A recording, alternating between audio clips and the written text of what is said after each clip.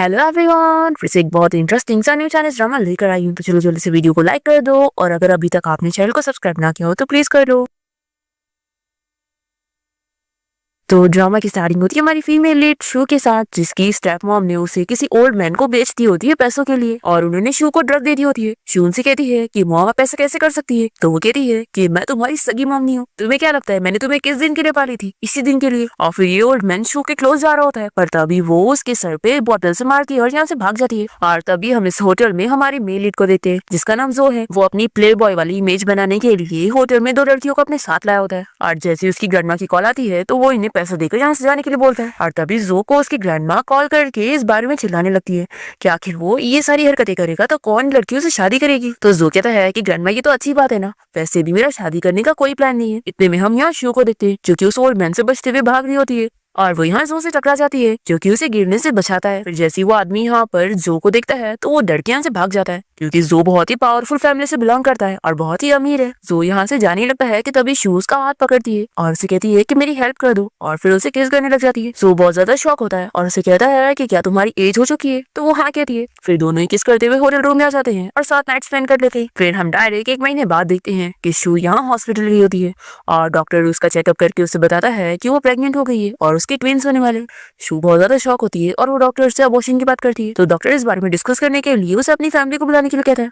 तो शू मनाने लगती है कि इसमें फैमिली की क्या जरूरत है, मैं अब बड़ी हूँ, मैं खुद साइन कर सकती हूँ। पर डॉक्टर इसके लिए फिर भी नहीं मानता है और उसे फैमिली की साइन लाने के लिए बोलता है। शू बाहर आ जाती है और वो सोचने लगती है कि मेरे पास इतने पैसे नहीं है कि मैं खुद खाना खा सकूं, तो मैं अपने बच्चों को क्या खिलाऊंगी। इतने में शू के हाथ से उसका रिपोर्ट उड़ जाता है। वो जैसे ही रोड पर अपना रिपोर्ट उठाने जाती है तभी सामने एक कार आ जाती है जिसमें जो बैठा होता है अपनी गर्लफ्रेंड लिन के साथ और वो शू को देखते के साथ ही पहचान जाता है कि ये तो वही लड़की है। शू भी जो को देखते के साथ ही पहचान जाती है और वो सोचती है कि जो तो एक बहुत बड़ा प्ले बॉय है, आखिर ऐसा बंदा मेरे साथ बेबी क्यों करना चाहेगा। फिर जो जैसे ही अपने कार से बाहर निकलता है शू से बात करने के लिए, तो शू उसे देखते के साथ ही जल्दी से अपनी रिपोर्ट लेकर यहाँ से भाग जाती है। फिर हम बार में जो की गर्लफ्रेंड लिन को देखते हैं जो कि अपनी कजिन रैन से बात कर रही होती है। रैन उसे कहती है कि सिस्टर तुम जो की गर्लफ्रेंड बन चुकी हो, जो कि इतना रिच बंदा है और उसके बारे में रूमर्स है कि उसने 3 महीने से ज्यादा किसी भी गर्लफ्रेंड को डेट नहीं किया, पर तुम्हें उसे डेट करते हुए 4 महीने हो चुके हैं, तो लगता है मिस्टर जो की वाइफ तो तुम ही बनोगी, बस तुम जल्दी से प्रेग्नेंट हो जाओ और उसकी बेबी की मॉम बन जाओ, फिर सारी बात बन जाएगी। हम देखते हैं कि शू इसी बार में वेट्रेस की जॉब पे लग गई होती है और वो इन लोग को ड्रिंक सर्व करते हुए इन लोग की बातें सुनने लगती है।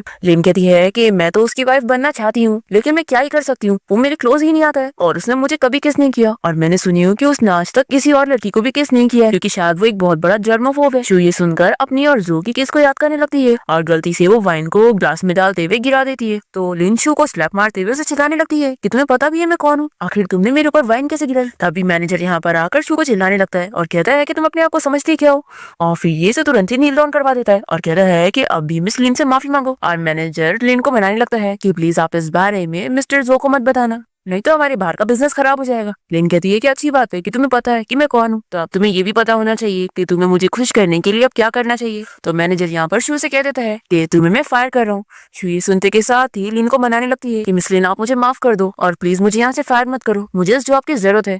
तो लिन से चिल्लाती है कि तुम्हारी हिम्मत कैसे हुई अपने गंदे हाथ से मुझे टच करने की, और वो इसी जल्दी से पुश कर देती है और उसके ऊपर ड्रिंक भी फेंकती है। पर इतने में यहाँ पर जो आ जाता है और शू को गिरने से बचा लेता है और ड्रिंक उसके ऊपर गिर जाती है। फिर मैनेजर यहाँ पर जो को जल्दी से कहने लगता है कि मिस्टर जो आप फिक्र मत करो, इस लड़की ने मिस लिन के ऊपर ड्रिंक गिरा दी थी और मैंने इसे सबक सिखाने के लिए पहले ही से फायर कर चुका हूँ और मैं इसकी सैलरी भी कट कर दूंगा।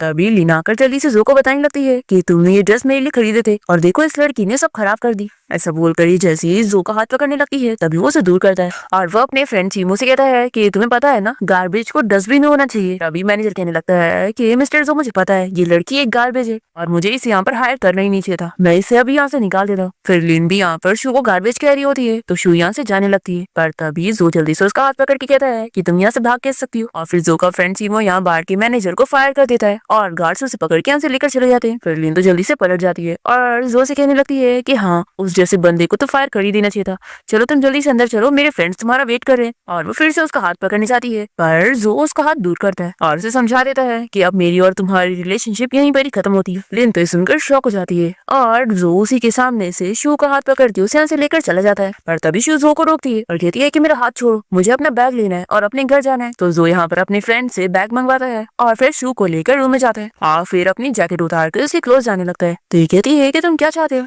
जो कहता है कि हमने पहले भी ये कर चुकी है, तो तुम जानती होंगी मैं क्या करना चाहता हूँ। पर शू उसे अपने क्लोज नहीं आने देती और कहती है कि मैं ये सब नहीं करने वाली। तो जो जाके बैठ जाता है और शू को अपने पास बैठने के लिए कहता है और पूछता है कि तुम जानती हो ना कि ये कौन सी जगह है, तो अगर तुम ऐसे जगह पे वेटरेस की जॉब करोगी तो तुम्हारे लिए ठीक नहीं होगा। तुम क्या चाहती हो कि मैं वापस तुम्हारी हेल्प करूं? शू कहती है कि अगली बार मैं केयरफुल रहूंगी और उस बारी जो हुआ था वो मैंने जानबूझ के नहीं की थी, और अगर तुम चाहो तो मैं दोबारा तुम्हारी नजरों के सामने कभी नजर नहीं आऊंगी, मैं कसम खाती हूँ। जो कहता है कि उस दिन जो हुआ उसमें मेरी गलती थी, तो तुम बताओ तुम्हें क्या चाहिए। तो शू सोचती है कि आज मैंने पूरा दिन से कुछ खाई नहीं हूँ, तो कहीं मेरे बेबी को कुछ हो ना जाए। फिर वो काफी हेसिटेट करते हुए कहती है कि मुझे एक, जो सोचता है कि कितनी लालची लड़की है, इसे 1 बिलियन चाहिए। पर तभी शू से कहती है कि उसे बस 1 ग्लास मिल्क चाहिए। फिर जो यहाँ पर वेट्रेस को कहकर इसके लिए मिल्क मंगवाता है और ये तुरंत ही पीने लग जाती है। तो ये कहता है कि क्या तुम्हारे लिए 1 ग्लास मिल्क काफी है? ये कहती है कि हाँ मेरे लिए काफी है। तो जो कहता है कि तुम अभी बहुत ही यंग हो, तुम्हें अच्छे से खाना चाहिए। फिर जो को किसी की कॉल आ जाती है तो वो साइड में बात करने चले जाता है और शू सोचती है कि ये इतना भी बुरा नहीं है जैसा कि मैंने इसके बारे में सुनी थी,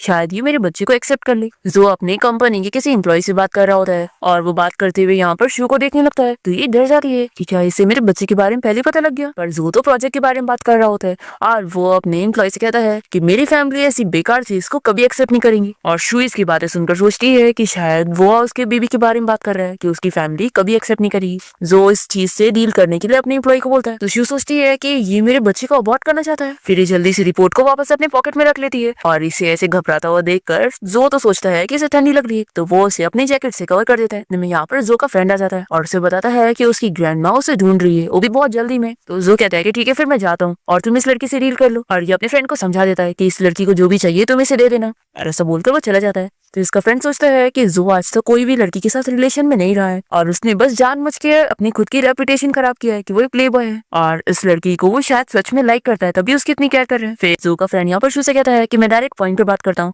बताओ तुम्हें कितने पैसे चाहिए। शू डर जाती है कि ये लोग उसके बच्चे को अबॉर्ट करने वाले हैं, इसलिए वो जल्दी से यहाँ से भाग जाती है। तो जो का फ्रेंड सोचता है कि इसे क्या हो गया, क्या इसे पैसे नहीं चाहिए, और तभी वो यहाँ पर शू की रिपोर्ट उठा लेता है। दूसरी तरफ जो बहुत ही जल्दी में अपने घर पहुंचता है ये सोचकर कि उसकी ग्रैंडमा को क्या हो गया, और तभी वो देखता है कि वो तो बिल्कुल ठीक है और उन्होंने बहाने करके उसे यहाँ पर बुलाई हुई थी।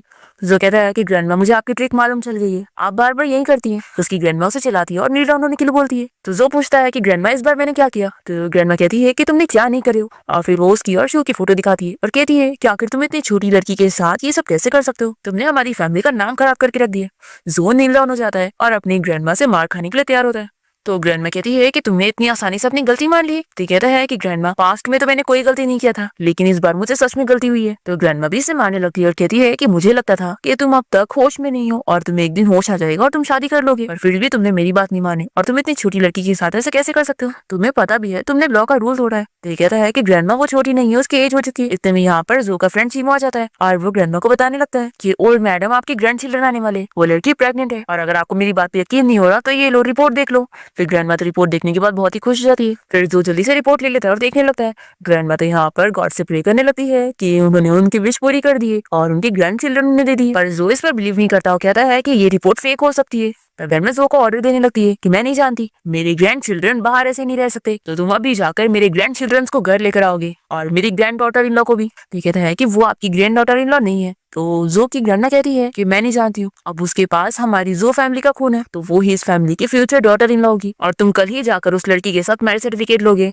ताकि बच्चे हमारी फैमिली में ऑनर के साथ हो। जो कहता है कि ग्रैंडमा अभी हमें कुछ नहीं पता है कि ये रिपोर्ट असली है या नहीं। फिर ये अपने फ्रेंड को ऑर्डर देता है कि वो इस बारे में सच पता करे, और फिर ये ग्रैंडमा से कह देता है कि आप फिक्र मत करो, अगर वो सच में आपके ग्रैंड चिल्ड्रन हुए ना तो मैं बेबी को घर ले आऊंगा, लेकिन वो लड़की और मेरा कुछ नहीं हो सकता। फिर ग्रैंडमा गुस्से में चुप बैठ जाती है और जो सोचता है कि लगता है उसका पैसों से पेट नहीं भरा, तो वो प्रेग्नेंट होने की ट्रिक्स वगैरह कर रही है। सच में मैंने इस लड़की को अंडर एस्टिमेट किया और इसे अच्छी समझा। वो अपने तरफ शू हॉस्पिटल में होती है और क्योंकि उसने अपनी बेबी को अबॉर्ट करने का फैसला ले चुकी थी। फिर शू का नंबर आ जाता है और वो अपनी फीस भरने जाती है और अबॉर्शन फी 3000 होती है, और वो अपना कार्ड देती है पे करने के लिए, पर नर्स चेक करके बताती है कि उसके कार्ड में तो कोई पैसे ही नहीं है। शू को सुनकर काफी शौक लगता है कि उसके सारे पैसे कहाँ चले गए जो कि उसने पार्ट टाइम जॉब्स करके कमाई थी। तभी इतने में शू को उसकी स्टेप मॉम की कॉल आती है और वो इसे चिल्लाने लगती है कि तुम अभी तक घर क्यों नहीं पहुंची, जल्दी से आकर खाना बनाओ, तुम्हारे भाई को भूख लग रही है। शू जैसी घर पहुंचती है तो इसकी स्टेप मॉम चिल्लाने लगती है कि उसने खाने में सिर्फ ये वेजिटेबल्स लेकर आई है। वो कहती है कि क्या तुम्हारा भाई ये खाएगा, क्या तुम और पैसे खर्च करके कुछ अच्छा नहीं ला सकती थी। और फिर वो उसका जेब चेक करने लगती है कि तुमने सारे पैसे छुपा के रखी होंगी ना। शू कहती भी है कि मेरे पास कोई पैसे नहीं है। फिर शू अपने स्टेप ब्रदर के पास फोन देखकर उसे पूछती है कि इतना महंगा फोन खरीदने के उसके पास पैसे कहाँ से हैं। तो वो बताता है कि ऑफ कोर्स ये तुम्हारे पैसे हैं, पर फिक्र मत करो, मैंने तुम्हारे लिए $2 छोड़ा था। तो शू रोने लग जाती है, कहती है कि वो मेरी कॉलेज फीस भरने के लिए था, आखिर तुम मेरे पैसे कैसे ले सकते हो। और वो उसे पैसे रिटर्न करने के लिए बोलती है। तो शू की स्टेप मॉम से चिल्लाती है कि आखिर तुम कैसे बात कर रही हो।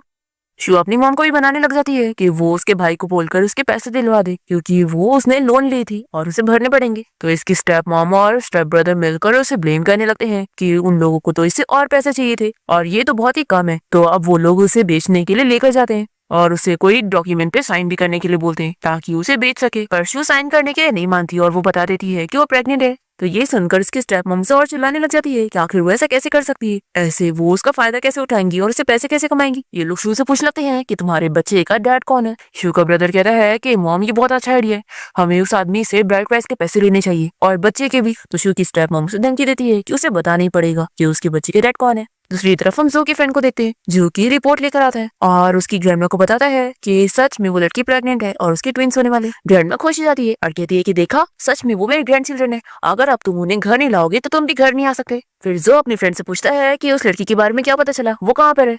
तो इसका फ्रेंड कहता है कि मुझे बस ये पता चला कि आज वो हॉस्पिटल गई थी, पर उसके कार्ड में ज्यादा पैसे नहीं थे तो इसलिए हॉस्पिटल वालों ने उसे निकाल दिए। जो कहता है कि ऐसे कैसे उसके पास पैसे नहीं है, क्या तुमने उस दिन उसे पैसे नहीं दिए। तो जो का फ्रेंड बताता है कि मैं तो उसे पैसे देना चाह रहा था, पर वो लड़की वहां से भाग गई थी और तभी तो वो गलती से अपना रिपोर्ट गिराकर चली गई थी और रिपोर्ट मेरे हाथ लग गई। ये सुनते के साथ ही जो अपने फ्रेंड को शू को ढूंढने के लिए बोलता है। दूसरी तरफ हम देखते हैं कि यहाँ पर शू जो के बारे में कुछ नहीं बता रही होती है, तो इसके स्टेप मॉम और स्टेप ब्रदर उसका अबॉर्शन करने के लिए लेकर जाते हैं। अभी वो बता देती है कि मेरे बच्चे का डैड मिस्टर जो है। तो स्टेप ब्रदर कहता है कि ऐसा कैसे हो सकता है, तुम्हें पता भी है मिस्टर जो शहर का रिचेस्ट मैन है। स्टेप मॉम कहती है कि तुमने सोची भी कैसे कि हम तुम्हारी बात पर बिलीव करेंगे, अगर सच में तुम्हारे बच्चे का डैड मिस्टर जो जैसा रिच मैन होता तो तुम यहाँ पर नहीं होती। जो कार से निकल जाता है शू को ढूंढने के लिए और जैसे यहाँ पे डॉक्टर शू को इंजेक्शन लगाने जा रहा होता है तो जल्दी से वो यहाँ से भागने लगती है, पर उसके स्टेप ब्रदर और स्टेप मॉम बाहर तक आ जाते हैं और उसके पीछे लग जाते हैं और उसका स्टेप ब्रदर कहता है कि आज मैं तुम्हारे बच्चे को मार दूंगा। पर तभी यहाँ पर सामने जो की कार आ जाती है और जो सामने से आने लगता है तो ये देखकर शू बहुत ही खुश हो जाती है कि वो उसे बचाने आ गया। शू की स्टेप मॉम और स्टेप ब्रदर शू के बारे में बताने लगते हैं कि मिस्टर जो ये लड़की आपका नाम खराब करने की कोशिश कर रही थी और कह रही थी कि इसके बच्चों के डैड आप हैं। सच में ऐसे कैसे ही आपका नाम खराब कर सकती है, तो हम लोग बस इसे सबक सिखा रहे थे। जो अपने गार्ड्स को इन दोनों को मारने का ऑर्डर देता है और वो शू से कहता है कि अब तुम रो मत, मैं यहाँ पर तुम्हें घर ले जाने के लिए आया हूँ। तो शू बताने लगती है कि हमारा बेबी, और ये बोलकर वो बेहोश जाती है। फिर जो उसे उठा के यहाँ से लेके जा रहा होता है और उसके गार्ड्स यहाँ पर उसके स्टेप मॉम और स्टेप ब्रदर को सबक सिखा रहे होते हैं। फिर नेक्स्ट सीन में हम देखते हैं कि शू को अभी भी होश नहीं आया होता है और जो उसके लिए मेडिसिन सूप मंगवाता है और जैसे ही उसे पिलाने जा रहा होता है तो शू उठ जाती है और वो जो को देखते के साथ ही पूछने लगती है कि तुम ये क्या कर रहे थे, मैं तुम्हें अपने बेबी को मारने नहीं दूंगी। फिर जो जल्दी से अपने मुंह में मेडिसिन लेकर उसे किस करते हुए मेडिसिन पिलाता है और उसे बताता है कि बेबी बिल्कुल ठीक है। शू ये सुनकर खुश हो जाती है और वो सोचती है कि यानी ये मेरे बेबी को मारना नहीं चाहता है। जो कहता है कि डॉक्टर ने बताया था कि बेबी को ये मेडिसिन की जरूरत है और अब तुम फिक्र मत करो, मैं किसी को भी तुम्हें और बेबी को बुली करने नहीं दूंगा। तो शू पूछती है कि तुम्हें तो बेबी नहीं चाहिए था ना, तो ये कहता है कि आखिर मेरे बेबी मुझे क्यों नहीं चाहिए रहेंगे। फिर यहाँ पर जो का फ्रेंड आ जाता है और वो शू को सिस्टर इन लॉ कहने लगता है और कहता है कि अब से हम फैमिली हैं। तो शू कहती है कि मैं कोई सिस्टर इन लॉ नहीं हूँ। तभी जो कहने लगता है कि तुम अपनी सारी चीजें पैक कर लो, तुम अभी मेरे साथ मेरे घर चलोगी। तो ये कहती है कि क्या मैं आगे भी स्टडी कर सकती हूँ। जो कहता है कि अब से तुम मेरे साथ मेरे घर पे रहोगी और तुम्हारे खाने पीने कपड़े और सारी चीजों का खर्चा मैं उठाऊंगा और तुम्हारी स्टडी का भी, तो तुम किसी बात की फिक्र मत करो। शू खुश जाती है। फिर इसके बाद वो जब हॉस्पिटल से बाहर निकलती होती है तभी वो जो से टकरा जाती है और उसे सॉरी कहने लगती है। तो जो कहता है कि अगली बार से तुम मेरे पीछे मत चलना, क्योंकि मुझे कोई बॉडीगार्ड नहीं चाहिए बल्कि एक वाइफ चाहिए। तो शू हाँ कहती है। फिर जो उसे अपनी कार में बैठा देता है और जब उसका सीट बेल्ट लगाने जा रहा होता है तो वो जल्दी से अपना फेस कवर करने लगती है कि जैसे वो उसे किस करने जा रहा है। तो जो कहता है कि आजकल के यंग लोग भी ना कुछ ज्यादा ही सोचते हैं और फिर वो उसे कवर करता है। शू सोचती है कि क्या भी हंस रहा था, मैंने इसे पहले कभी हंसते हुए नहीं देखी। शू पूछती है कि अब हम कहाँ पर जा रहे हैं। तो जो बताता है कि कोर्ट मैरिज सर्टिफिकेट लेने के लिए। तो ये शौक होती है। तो जो बताता है कि मेरी फैमिली में कोई भी नाजायज बच्चे नहीं होते। तो शू सोचती है कि वो बस बच्चों को प्रॉपर आइडेंटिटी देना चाहता है। फिर दोनों ही कोर्ट जाकर अपना मैरिज सर्टिफिकेट लेकर बाहर निकलते हैं और ये सोचती है कि मैं 20 इयर्स की हूँ और मुझे यकीन नहीं हो रहा है कि मैंने शहर के रिचेस्ट मैन से शादी कर ली। फिर ये जो से कह रही है कि मुझे पता है कि तुम ये सब बच्चे के लिए कर रहे हो, तो फिक्र मत करो, बच्चे के पैदा होने के बाद हम कभी भी डिवोर्स ले सकते हैं। सो इसे मैरिज सर्टिफिकेट ले लेता है और कहता है कि सर्टिफिकेट मैं अपने पास रखूंगा क्योंकि तुम तो एक कॉलेज स्टूडेंट हो, तो तुम इसका क्या ही करोगी। तो कहती है कि मिस्टर जो मैरिज सर्टिफिकेट से कॉलेज में एक्स्ट्रा फायदे मिलते हैं। तो जोए से कहता है कि तुमने अभी मुझे क्या कहा? तो ये कहती है कि मिस्टर जो, सभी गार्ड भी तुम्हें यही कहते हैं। तो ये कहता है कि सभी तो आउटसाइडर्स है, तो तुम्हारा मुझे इस नाम से बुलाना बिल्कुल सही नहीं है क्योंकि तुम मेरी वाइफ हो। तो इसके इतना बोलने पर शू से उसके जो नाम से बुलाती है। तो जो खुश जाता है और फिर उसका हाथ पकड़ के उसे घर लेके जाता है। शू सो चुकी होती है इसलिए वो उसे उठा के कार से बाहर निकलता है। फिर जैसे ही शू की नींद खुलती है तो वो उसे कहती है कि मुझे नीचे उतार दो, नहीं तो कोई और हमें देखेगा तो अच्छा नहीं होगा। इतने में यहाँ पर सभी गार्ड्स आकर शू का वेलकम करने लगते हैं और उसे मैडम कह रहे होते हैं। फिर जो की ग्रैंडमा भी बाहर आ जाती है और जो को चिल्लाने लगती है कि तुमने अब लाइन क्रॉस कर दियो। फिर शू डर जाती है और जो से कहती है कि मुझे नीचे उतारो। शू कहती है कि ओल्ड मैडम आप मिस्टर जो को मत ब्लेम करो, ये बस मेरी हेल्प कर रहे थे। जो कहता है कि ग्रैंडमा अब ये लड़की बहुत ही यंग है तो इसे आप डराओ मत। तो ग्रैंडमा जो से कहती है कि अब जाकर तुमने कुछ अच्छा काम करो। और फिर इशू से कहती है कि मेरी grand daughter in law finally घर आ गई, बस मुझे तुम्हारे लिए बुरा लग रहा है कि तुम्हें मेरे ग्रैंडसन जैसा 30 ईयर का ओल्ड मैन मिला है। तो इशू कहती है कि ओल्ड मैडम इसमें मेरे साथ कुछ गलत नहीं है बल्कि मिस्टर जो इतने अच्छे हैं। तो ग्रैंडमा कहती है कि तुम अभी भी मुझे ओल्ड मैडम कह रही हो, देखो मैं भी तुम्हारी ग्रैंडमा हुई। तो शू ने ग्रैंडमा कहती है और ये सुन के ग्रैंडमा बहुत ज्यादा खुश हो जाती है और फिर वो शू के लिए बहुत सारी महंगी महंगी चीजें मंगवाती है और पूछती है कि तुम्हें इनमें से क्या पसंद है, मैं तुम्हारे लिए खरीदूंगी। शू मना करती है कि मुझे इतने महंगे कपड़े नहीं चाहिए, पर ग्रैंडमा फिर भी उसके लिए सारे महंगे महंगे कपड़े खरीद लेती है और सारी महंगी ज्वेलरीज भी। फिर इतनी सारी शॉपिंग करके बहुत बड़ा बिल भी बन जाता है और शू तो सब देखती रह जाती है। फिर जो कहता है कि ग्रैंडमा आप शॉपिंग करके हो गया हो तो हम डिनर कर लेते हैं क्योंकि डॉक्टर ने कहा है कि शू ज्यादा टाइम तक भूखी नहीं रह सकती है। तो ग्रैंडमा कहती है कि हाँ मैं तो भूल ही गई थी और फिर वो उसके लिए सारी स्पेशल डिशेस मंगवाती है और बताती है कि सारा खाना स्पेशली उसके लिए और वो सब खा सकती है। शू याद करने लगती है कि कैसे जब वो अपने घर पे थी तो उसकी स्टेप मॉम उसे सारे अच्छे खाने सिर्फ उसके ब्रदर को देती थी और उसे कुछ नहीं देती थी और उस बेचारी को बस लेफ्ट ओवर खाने मिलता था। अब यहाँ पर वो सिर्फ वेजिटेबल वाली डिशेस खा रही होती है। तो ग्रैंडमा कहती है कि तुम्हें सब खाना है, ये सब तुम्हारे लिए, नहीं तो हम फेंक देंगे। तो शू कहती है कि नहीं, इतना अच्छा खाना फेंकने की जरूरत नहीं। फिर वो खाने लगती है और पेट भर के सारी डिशेस खाती है। तो ये देखकर जो और इसकी ग्रैंडमा दोनों ही बहुत ही खुश होते हैं। फिर डिनर के बाद ग्रैंडमा शू को पूरा घर दिखाने के लिए लेके जाती है और जो इन लोग को ही देख रहा होता है। तो हाउसकीपर आंटी जो को इतना खुश देखकर सोचती है कि वो इतने टाइम बाद इतना खुश नजर आ रहा है। फिर वो उससे जाकर पूछती है कि वो शू को किस नाम से बुलाए। तो ये कहता है कि वो अब से इस फैमिली की डॉटर इन लॉ है और मेरी वाइफ है, तो आप लोग उसे मैडम कहेंगी। फिर इसके बाद ग्रैंडमा शू को एक रूम में ले आती है और कहती है कि अब से ये तुम्हारा रूम होगा और फिर उसे अंदर भेजकर वो बाहर से डोर लॉक करके चली जाती है क्योंकि ये तो जो का रूम होता है। और जैसे ही वो शावर लेकर बाहर निकलता है तो शू इसे देखकर शॉक रह जाती है और वो उससे कहने लगती है कि सॉरी मैं यहाँ पर जानबूझ के नहीं आई थी। और वो जल्दी से दरवाजा खोलने की कोशिश करती है तो जो इसे बताता है कि ग्रैंडमा ने दरवाजा लॉक करके गई है और अब तो वो सुबह तक खोलने वाली नहीं है, तो तुम्हें यहीं पर रहना पड़ेगा। शू कहती है कि मुझे सच में नहीं पता था कि तुम्हारा रूम है, ये तुम्हें यहाँ पर नहीं आती। जो कहता है कि तुम्हारा मेरे रूम में होना गलत तो नहीं है क्योंकि ये तो लीगल है। शू कहती है कि लेकिन हम एक रूम में कैसे रहेंगे क्योंकि यहाँ पर तो सिर्फ एक बेड है। जो कहता है कि ये हमारा पहली बार थोड़ी ना है। तो शू बहुत ही शाय हो जाती है और फिर वो जल्दी से शावर लेने के लिए बाथरूम चली आती है और फिर जब वो यहाँ बेड पर आती है तो देखती है कि जो पेरेंटिंग बुक पढ़ रहा है। तो ये देखकर वो काफी ज्यादा शॉक होती है। फिर जो यहाँ पर उसका चेकअप वगैरह करता है और उसे ऑयल से मसाज भी देता है और फिर वो शू को सुला देता है कि आप तुम आराम से सो जाओ। फिर नेक्स्ट मॉर्निंग जो जैसे ही किचन में आता है तो देखता है कि शू ने पहले से ही ब्रेकफास्ट रेडी करके रखी है। तो ये देखकर जो से कुछ कहने जा रहा होता है और शू को लगता है कि वो गुस्सा हो गया है। फिर वो तुरंत जाने लगती है और उसे सॉरी भी कहती है। तो ये उसे रोकता है और कहता है कि तुम्हें सॉरी बोलने की जरूरत नहीं है, देखो मैंने तुम्हें अपने घर पे ब्रेकफास्ट बनाने के लिए थोड़ी ना लेकर आया। शू कहती है कि मैं जानती हूँ तुमने मुझे बच्चों के लिए लेकर आया, लेकिन तुमने अब तक मेरी काफी हेल्प कर चुकी हो और मैं तुम्हें बदले में पैसे तो नहीं दे सकती हूँ क्योंकि मैं इतना अफोर्ड नहीं कर सकती और बस यही सब कर सकती हूँ। जो कहता है कि तुम्हें मुझे कभी सॉरी बोलने की जरूरत नहीं है और हाँ ये तुम्हारा घर है और तुम्हें घर पे और मेरे सामने कभी सॉरी बोलने की जरूरत नहीं है। तो शू सोचने लगती है कि क्या सच में मैं इस घर को अपना घर समझ सकती हूँ और क्या सच में जो मेरी फैमिली है और क्या मैं ये फील कर सकती हूँ। फिर शू जल्दी से जो को हक कर लेती है और उसे थैंक यू बोलकर यहाँ से जा रही होती है तो वो उसे रोकता है और उसके स्लीपर पहनाता है। फिर रात में हम देखते हैं कि जो अपने फ्रेंड से मिलने के लिए बाहर गया होता है और यहाँ पर ये सभी जो के लिए बहुत सारी लड़कियों को इन्वाइट करते हैं पर जो उन सभी को यहाँ से जाने के लिए कहता है। तो इसके फ्रेंड्स कहते हैं कि क्या हो गया अगर तेरी शादी हो गई तो क्या तू बाहर इंजॉय नहीं करेगा। जो कहता है कि तुम लोग एंजॉय करो मैं घर जाता हूँ, पर फिर ये लोग इससे ज्यादा ही रोकने लग जाते हैं। जो को भी याद आता है कि शू का ये सोने का टाइम है तो अभी वो ठीक से सो रही होगी तो मुझे उसे सोने देना चाहिए, मैं 10 मिनट बाद जाऊंगा जब वो सो जाएगी। तो फिर वो यहीं पर ही ड्रिंक करने लगता है और हम देखते हैं कि शू तो जो को पिक करने के लिए बाहर के बाहर पहुंच जाती है और वो ग्रैंडमा की बात याद करती है। ग्रैंडमा ने शू को बोली है कि वो जो को कंट्रोल नहीं कर सकती है इसलिए वो जो को घर पिक करके लेकर आए। शू सोचती है कि ग्रैंडमा ने मेरे लिए इतना कुछ कर रही है तो मुझे उन्हें बदले में रीपे करना चाहिए और उनका बोला हुआ काम करना चाहिए। फिर शू जैसे अंदर जाने लगती है तो सिक्योरिटी गार्ड उसे रोक लेते हैं और कहते हैं कि यहाँ पर माइनर्स अलाउड नहीं है।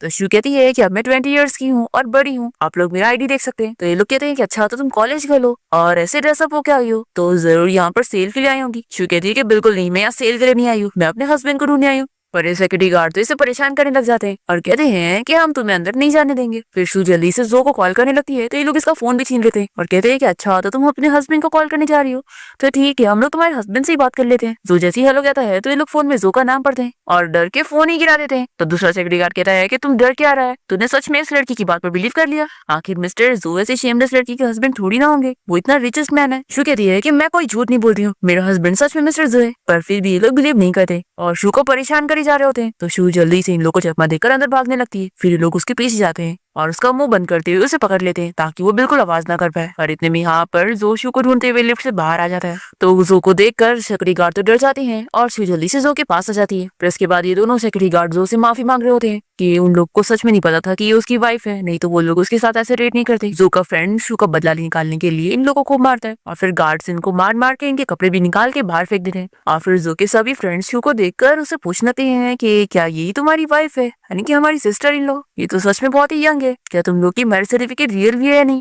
जो कहता है कि अब तुम लोगों ने मेरी वाइफ को अच्छे से देख लिया हो तो अपना काम करो। फिर वो सभी डर के चुपचाप से अपना ड्रिंक करने लगते हैं और जो शू से पूछता है कि तुम इतनी रात को सोने के बजाय यहाँ पर क्या कर रही हो। तो शू कहती है कि मुझे यहाँ पे ग्रैंडमा ने भेजी, उन्होंने कहा इतनी रात हो गई है और तुम बाहर क्या कर रही हो, तो मैं तुम्हें पिक करके घर लेकर आऊँ। तो ये कहता है कि अच्छा तो शादी के बाद तुम यहाँ पर मेरे फेस पे मुझे शूट करने आई हो। ये कहती है कि नहीं नहीं, आखिर मैं तुम्हारे फेस पे कैसे शूट कर सकती हूँ, मेरी हिम्मत थोड़ी ना। तो जो कहता है कि फिर तो तुम्हें मेरे बारे में पहले से पता होगा ना कि शादी से पहले तो मैं हमेशा ही बार में रहता था और पूरी रात जागता था। शू कहती है कि लेकिन रात भर जागना हेल्थ के लिए बिल्कुल अच्छा नहीं है और ड्रिंक करना भी अच्छा नहीं है और इतनी सारी लड़कियों के साथ रहना भी अच्छी बात नहीं है। तो ये सुनकर जो के सारे फ्रेंड्स हंसने लगते हैं। फिर जो कहता है कि ठीक है अब से मैं तुम्हारी सुनूंगा और यहाँ पर दोबारा नहीं आऊंगा।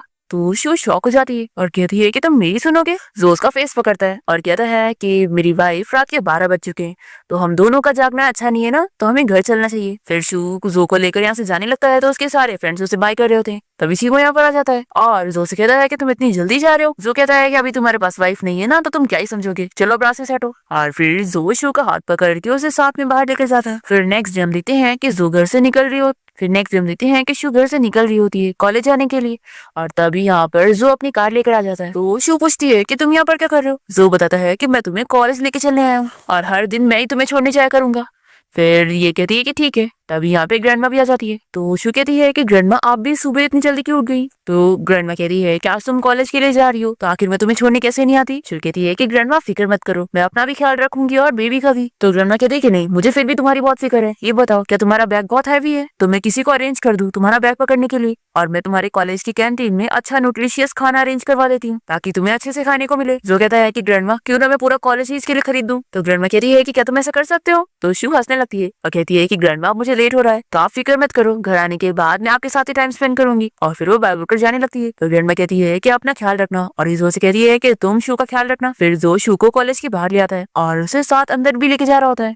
तभी वो सोचती है कि इसने काफी मेरी हेल्प कर चुका है, तो मुझे इसे और ट्रबल नहीं देना चाहिए। शू कहती है कि शायद मुझे अंदर अकेले ही जाना चाहिए। तो कहता है कि क्या मैं इतना बुरा हूँ। शू कहती है कि ऐसा बिल्कुल नहीं है, बस मैं अच्छे से स्टडी करना चाहती हूँ और यहाँ के लोगों को बहुत गॉसिपिंग करने का शौक है, तो हम साथ अंदर ना जाए तो ज्यादा अच्छा रहेगा। तो जो मान जाता है, लेकिन कहता है कि मेरे 3 दोस्त है कि तुम्हें स्ट्रांग बनने की जरूरत नहीं है और ना ही अपने आप को कॉम्प्रोमाइज करने की जरूरत है, और साथ ही साथ मेरा कॉल उठाना मत भूलना। तो शू कहती है कि मैं समझ गई और फिर वो इसे बाय बोलकर जा रही होती है और जो उसे जाते हुए देखता है।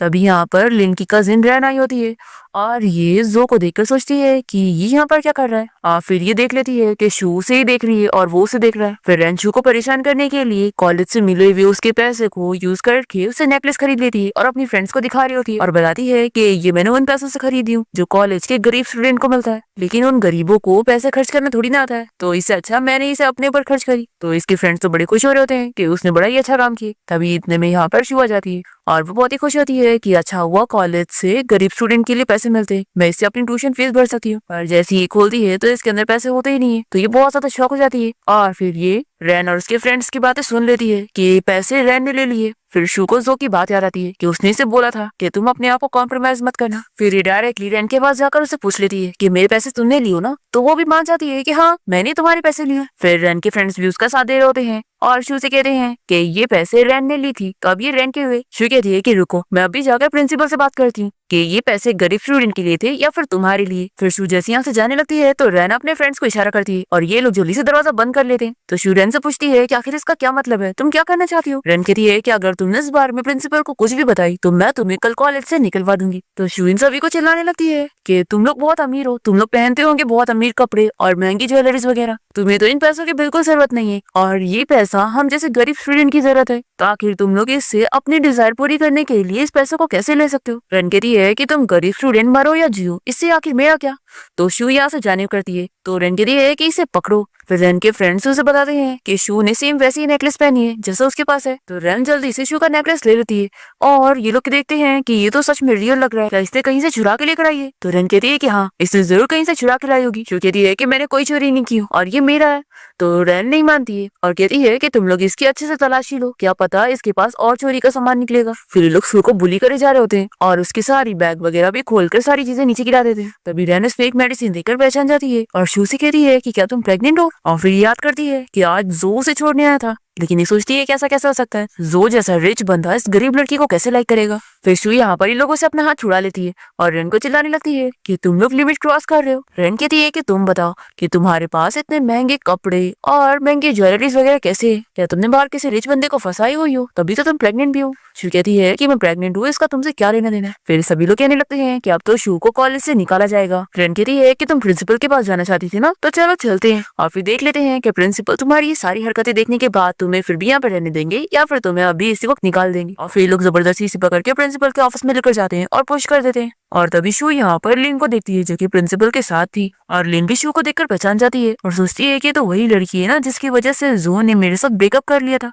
फिर यहाँ पे रैन अपने फ्रेंड्स के साथ शू के खिलाफ कंप्लेन करने आ जाती है और प्रिंसिपल को बताती है कि वो कैरेक्टर की बिल्कुल अच्छी लड़की नहीं है और प्रेग्नेंट है और कॉलेज का एनवायरनमेंट खराब कर रही है, तो ऐसी लड़की को कॉलेज से निकाल देना चाहिए। शू कहती है कि मैंने ऐसा कुछ भी नहीं कर रही और ये मेरे बारे में सब झूठ बोल रही है। तभी लिन जल्दी से प्रिंसिपल को कहने लगती है कि रैन मेरी कजिन है और मुझे पूरा यकीन है कि वो कोई झूठ नहीं बोल रही है, इसलिए अच्छा ही होगा कि इस लड़की को कॉलेज से निकाल दिया जाए, नहीं तो अगर इसके बारे में बाहर फैल गया तो कॉलेज की इमेज खराब हो जाएगी। तो शू कहने लगती है कि प्रिंसिपल कॉलेज में ऐसा कोई रूल नहीं है कि कोई स्टूडेंट शादी और बच्चे नहीं कर सकते। रैन इसी कहती है कि अच्छा तुम बोल रही हो कि तुम्हारी शादी हो गई है, तो फिर ये बताओ कि तुम्हारा हस्बैंड कौन है, हमने तो कभी नहीं सुने कि तुम्हारी शादी हो गई है, तो हम कैसे बिलीव करें। फिर प्रिंसिपल भी शू से कहते हैं कि अगर तुम सच कह रही हो तो यहाँ पर अपने हस्बैंड को ब्लो प्रूफ करने के लिए, और अगर तुम ये नहीं कर पाओगी तो तुम यहाँ कॉलेज में नहीं रह सकती। लिन कहती है कि इसका ये मतलब है कि रूल के हिसाब से तुम्हें कॉलेज से निकाला जाएगा। तो शू सोचती है कि मैं जो का नाम नहीं बता सकती हूँ क्योंकि वैसे भी एक दिन हमारा रिलेशनशिप खत्म हो जाना है, तो मैं आखिर उसके लिए और प्रॉब्लम कैसे क्रिएट कर सकती हूँ। फिर प्रिंसिपल कहता है कि तुम अब कुछ नहीं कह रही हो, इसका ये मतलब है कि ये लोग सच कह रहे,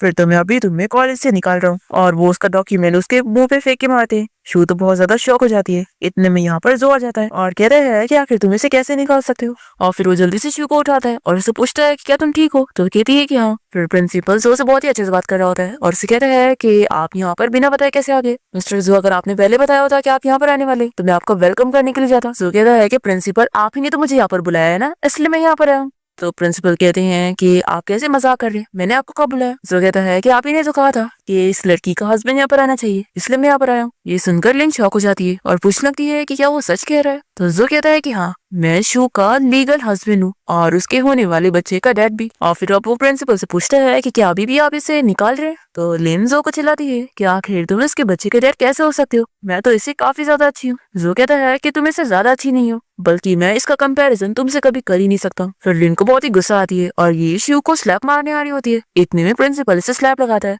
और कहता है कि सब तुम्हारी वजह से हो रहा है। और फिर प्रिंसिपल यहाँ पर जोर से माफी मांगता है और कहता है कि सब इन लड़कियों की गलती है, इन लोगों ने आपकी वाइफ को फ्रेम किया और मैं भी इन लोगों की बातों में आ गया था। फिर जो शू को बताता है कि मैंने तुम्हारे लिए लंच लेकर आया, तो तुम जाकर बाहर लंच करो, मैं इन लोगों से निपटता हूँ और तुम डरो मत, मैं ऐसा कुछ करने वाला नहीं हूँ। फिर शू बाहर चली जाती है और फिर प्रिंसिपल इन डॉक्यूमेंट पे साइन कर रहा होता है और बाकी लड़कियों को कॉलेज से निकाल रहा होता है। और जो से कहता है कि आप फिक्र मत करो, मैं इन सभी को ऐसे निकाल रहा हूँ। फिर यहाँ पर जो के गार्ड्स आ जाते हैं और इन सारी लड़कियों को और प्रिंसिपल को भी पकड़ के यहाँ से लेकर जाते हैं। और फिर जो ऑर्डर दे देता है कि इन लोगों को इतना दूर फेंकना कि ये लोग दोबारा कभी शू को परेशान ना कर सके। फिर जो बाहर जाता है वो देखता है कि शू लंच करते हुए रो रही है। फिर वो उसे अपनी जैकेट से कवर करता है और कहता है कि मैंने कहा था ना कि तुम्हें दोबारा रोना नहीं है। शू कहती है कि मैं बहुत ज्यादा यूजलेस हूँ ना, मुझे हमेशा तुम्हारी जरूरत पड़ जाती है खुद को प्रोटेक्ट करने के लिए। तो जो कहता है कि मैं तुम्हारा हस्बैंड हूँ तो मेरी ड्यूटी है तुम्हें प्रोटेक्ट करना। शू कहती है कि मेरे साथ इतना अच्छा बिहेव मत करो, क्योंकि एक दिन जब तुम चले जाओगे तो मेरा क्या होगा। तभी जो शू को किस कर लेता है और उसे कहता है कि अगर तुम्हें लगता है कि मैं तुम्हारे साथ बहुत अच्छा हूँ तो इसकी आदत डाल लो। और फिर उसे कहता है कि अब हम घर चलते हैं। दूसरी तरफ ग्रैंडमा इन लोगों को काफी देर से वेट कर रही होती है। फिर जैसे ही जो यहाँ पर शू को लेकर आता है, ग्रैंडमा देखती है कि शू तो सो रही है, तो वो जल्दी से इन लोग को रूम में जाने का इशारा करती है। फिर जो शू को रूम में लाकर लिटा रहा होता है तभी वो उठ जाती है। तो ये कहता है कि अब तुम जाकर अपना शावर ले लो। फिर नेक्स्ट सीन हम देखते हैं कि शू और जो पार्टी में जाने के लिए रेडी हो रहे होते हैं। जैसे ही शू रेडी होकर आती है तो जो उसे दिखता रह जाता है। तभी वो पूछती है कि शायद मेरा पार्टी में जाना सही नहीं होगा, क्योंकि मैं पहली बार ऐसी पार्टी में जा रही हूँ, तो मैं कहीं तुम्हें एम्बेरस ना कर दूं। जो कहता है कि तुम मेरी वाइफ हो तो आखिर तुम्हें पार्टी में ले जाना कैसे गलत हो सकता है, और तुम फिक्र मत करो, वहां पर जाने के बाद तुम अच्छे से एंजॉय कर सकती हो। फिर ग्रैंडमा भी शू को समझाती है कि ऑक्शन पार्टी में जाने के बाद तुम्हें पैसों की फिक्र करने की जरूरत नहीं है, और तुम्हें जो पसंद आए वहां पे खरीद लेना, और कुछ भी सोचना मत। देखो अगर ये तुम्हारे लिए नहीं खरीदेगा तो ग्रैंडमा तुम्हारे लिए खरीदेंगे। जो कहता है कि ग्रैंडमा अपनी वाइफ की केयर करना मैं जानता हूँ और आप फिक्र मत करो। फिर दोनों ही ग्रैंडमा को बाय बोलकर साथ में पार्टी में पहुंच जाते हैं। और जैसे ही यहाँ पर ये लोग पहुंचते हैं तो जो से सवाल करने के लिए सारे रिपोर्टरों से घेर लेते हैं। तो जो उन लोगों को चिल्लाता है कि उन लोगों की वजह से उसकी वाइफ कितनी दूर हो गई। और फिर जो शू का हाथ पकड़ के उसे पार्टी में लेके जाता है और उसे बैठा देता है। और फिर ये देखकर सभी लोग यहाँ पर बातें करने लगते हैं कि जू की शादी हो गई है। और ये सभी लोग शो की बुराई करने लगते हैं कि आखिर इस लड़की ने मिस्टर जो को कैसे फंसाई होगी।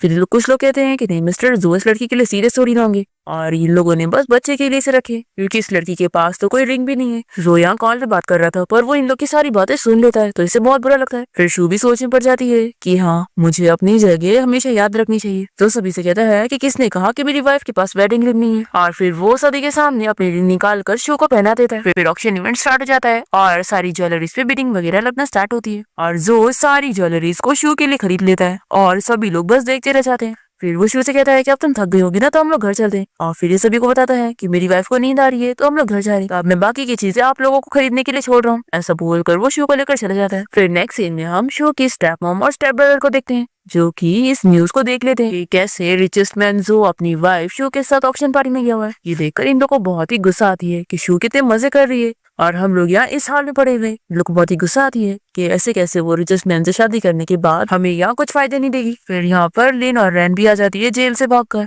इन लोग के साथ मिलकर शो से बदला लेने के लिए। नेक्स्ट सीन में हम देखते हैं कि ग्रैंडमा ने यहाँ पर बच्चों के कपड़े खरीदने के लिए बहुत सारे कपड़े मंगवाई होती है, और वो बहुत सारे कपड़े चूज करके खरीदे जा रही होती है। तो शो कहती है कि ग्रैंडमा ये कुछ ज्यादा ही नहीं है। ग्रैंडमा कहती है कि बिल्कुल भी नहीं, तुम्हारे आखिर ट्विंस होने वाले हैं। फिर मेड यहाँ पर शो को बताती है कि उसके लिए कोई पार्सल है जिसके लिए उसे खुद साइन करने की जरूरत है।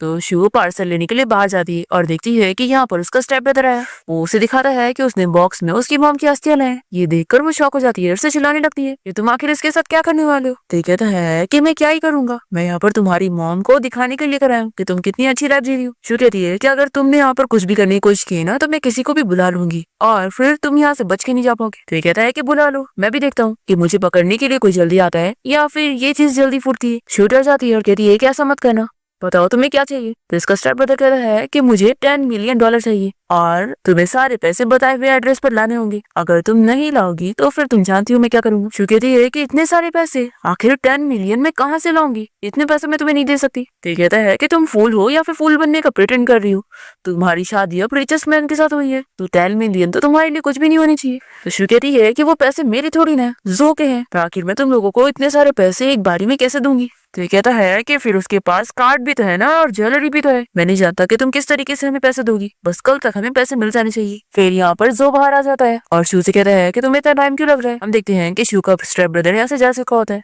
और जो शू से पूछता है कि तुम्हें इतना टाइम कैसे लग गया और डिलीवरी कहाँ पर है, तुम तो यहाँ पर साइन करने आई थी ना। अभी शू कहती है कि मुझे ना कुछ चाहिए, क्या तुम मुझे दे सकते हो। तो कहता है क्या तुम्हें जो चीज चाहिए मैं तुम्हें दूंगा। फिर शू काफी देर तक सोचती है और उसे कहती है कि कुछ नहीं, मुझे बस एक हक चाहिए। तो जो से हक करता है और शू सोचती है कि मुझे तुम्हारे लिए और हमारे बच्चे के लिए बहुत ज्यादा ब्रेव बनना है, इसलिए अब मैं इस चीज को अकेले डील करूंगी। फिर नेक्स्ट सीन में हम देखते हैं कि शू अपनी स्टेप मॉम के घर पहुंचती है और जल्दी से वो रिकॉर्डिंग चालू कर लेती है और फिर डोर नॉक करती है। फिर शू जैसे यहाँ पर आती है तो इसका स्टेप ब्रदर पूछता है कि पैसे कहाँ पर है। ये कहती है कि पहले मुझे मेरी मॉम के एशेस चाहिए, फिर ही मैं पैसे दूंगी, नहीं तो मैं एक पैसा भी नहीं दूंगी। तो इसका स्टेप ब्रदर इसे इसकी मॉम के एशेस लाकर दे देता है। फिर वो कहता है कि आप पैसे दो तभी तुम्हें मिलेंगे। तो ये कार्ड देती है और बताती है कि इसमें 10 मिलियन है। दूसरी तरफ हम देखते हैं कि लिन यहाँ जो से मिलने गई होती है तो इसे देखकर ये जल्दी से शू को कॉल लगाने लगता है। ये कहती है कि कॉल लगाने का कोई फायदा नहीं, वो नहीं उठाने वाली। तो जोई से चिल्लाता है कि अगर तुमने उसे टच भी करी ना तो मैं तुम्हें छोड़ूंगा नहीं। लिन कहती है कि मैंने कभी एक्सपेक्ट नहीं करी थी कि तुम जैसा रिचेस्ट बंदा मामूली से गरीब कॉलेज गर्ल को लाइक करेगा। जो कहता है कि अपनी बकवास बंद करो और ये बताओ कि शू कहाँ पर है। तो ये चिल्लाती है कि अगर तुम सच में सिर्फ इससे प्यार करते हो तो फिर उन सारी लड़कियों का क्या जिसके साथ तुम पहले रिलेशन में थे, और मेरा क्या। जो कहता है कि तुम अच्छी तरीके से जानती हो कि मैं तुम्हारे साथ कैसे रिलेशनशिप में था। लिन कहती है कि चलो आज मैं तुम्हें दिखाती हूँ कि जिस लड़की में तुम इनका इंटरेस्ट ले रहे हो ना वो कैसे टाइप की है। मैं तुम्हें उसका असली चेहरा दिखाती हूँ कि वो तुम्हें क्या समझती है। और फिर ये जो को वीडियो दिखाती है जिसमें शू अपने स्टेप ब्रदर को वो 10 मिलियन का कार्ड दे रही थी। और ये कहती है कि देखो ये कैसे तुम्हारे पैसे लेकर अपनी स्टेप ब्रदर और स्टेप मदर पे खर्च कर रही है, और वो बस तुम्हें पैसों के लिए यूज कर रही है और कुछ भी नहीं। तो ये कहता है कि बस इतना ही। मैं तो इस बात से बहुत ही खुश हूँ कि वो मुझसे पैसों के लिए प्यार करती है और उसे जितना पैसा चाहिए मैं उतना उसे दे सकता हूँ, और अगर वो मुझसे मेरी पूरी फैमिली का भी पैसा मांगेगी तो मैं उसे दे दूंगा। तो तुम समझ गई ना, अब निकलो यहाँ से। ऐसा बोलकर ये जाके अपनी कार में बैठ जाता है और जो की गार्ड्स लेन को पकड़ लेते हैं। फिर हम देखते हैं कि शू अपनी मॉम के एशेस उठा के लेके जा रही होती है। इतने में यहाँ पर रैन पहुंच जाती है और कहती है कि अच्छा तो तुम यहाँ से जाने वाली हो। शू का स्टेप ब्रदर कहता है कि ठीक है, अब बाकी का काम मैं तुम पे छोड़ता हूँ। शू बहुत ज्यादा शॉक होती है और कहती है कि तुम यहाँ पर क्या कर रही हो, यानी कि तुम सब मिले हुए हो। रेन कहती है कि ऑफ कोर्स, नहीं तो तुम यहाँ पर कैसे आती। शू अपने बेबी के लिए बहुत ज्यादा डर जाती है और रेन कहती है कि मैंने सुनी कि तुम्हारे ट्विंस होने वाले हैं, अब तो मैं तुम सभी को मार दूंगी। और फिर ये डंडे से मारने जाती है, पर तभी हम देखते हैं कि जो यहाँ पर शू को बचाने के लिए पहुंच जाता है और वो जल्दी से उसे हक करते हुए शू को बचाने लगता है और उसके सर में चोट लग जाती है। फिर यहाँ पर जो के गार्ड्स पहुंच जाते हैं और सभी को पकड़ के यहाँ से लेकर जाते हैं और शू तो जो की ऐसी हालत देख कर रोने लगती है और कहती है कि आखिर तुम यहाँ पर कैसे आ सकते हो, अगर तुम्हें कुछ हो गया तो मेरे और बच्चे का क्या होगा। जो कहता है कि रो मत, मुझे कुछ नहीं हुआ। जो अपने गार्ड्स के जरिए इन लोगों को पकड़वा लेता है और शू से पूछता है कि तुम क्या चाहती हो कि इन लोगों से कैसे डील किया जाए। तभी इतने में यहाँ पर पुलिस ऑफिसर पहुंच जाते हैं क्योंकि शू ने पहले से ऑफिसर को बुलाई हुई थी। शू अपने स्टेप मम और स्टेप ब्रदर के खिलाफ पुलिस को एविडेंस दे देती है और फिर पुलिस ऑफिसर इन सभी को यहाँ से लेकर जाते हैं। तो जो बहुत ही खुश होता है और कहता है कि अच्छा तो तुमने सारी चीजें पहले से ही प्लान करके रखी थी। शू कहती है कि हाँ, तुम्हारे और ग्रैंडमा के प्यार ने मुझे इतना ब्रेव बनाया, और वो इसके लिए थैंक यू बोलती है। फिर दोनों किस करते हैं और तभी इतने में शू का पेट दुखने लगता है तो वो कहती है कि डिलीवरी का टाइम हो गया। फिर इसके बाद जो जल्दी से शू को लेकर हॉस्पिटल पहुंचता है और फिर हम देखते हैं कि उसकी डिलीवरी सेफली हो जाती है और उसके ट्विंस होते हैं। ग्रैंडमा तो बहुत ज्यादा खुश होती है और जो जल्दी से शू को देखने चाहता है कि वो बिल्कुल सेफ है। फिर ट्विंस होने की खुशी में ग्रैंडमा बहुत बड़ी पार्टी अरेंज करती है शू और जो के लिए, और इसी के साथ इस ड्रामा की हैप्पी एंडिंग यहाँ पर हो जाती है।